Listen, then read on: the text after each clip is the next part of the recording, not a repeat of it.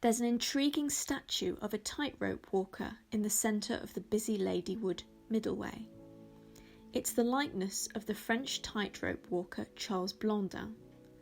Born Jean-François Gravelet in 1824, by the age of 5 he was already known as a boy wonder, an amazing acrobat. He went on to become a daredevil who called himself the Great Blondin. He travelled the world, but his fame and fortune came from crossing Niagara Falls. He did this a total of 16 times, each in a method more daring than the last.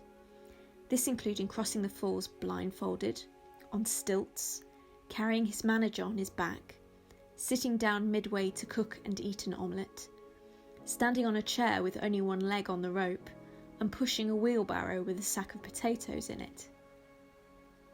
In 1861 he came to England, performing at several high-profile venues. On September the 6th, 1873, although it's not known exactly why, he crossed the Edgbaston Reservoir in Ladywood. In 1995, a statue was erected in Ladywood to commemorate this deed.